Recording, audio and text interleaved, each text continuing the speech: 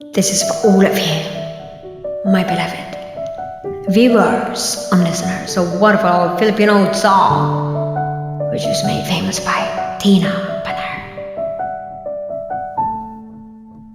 Sanang buhay ay walang dulo o hangganan. Sana'y wala ng taong mahirap o mayaman. Sana'y isa ang kulay, sana'y wala ng away. Sana'y pag-ibig na lang ang isipin ng bawat isa sa mundo.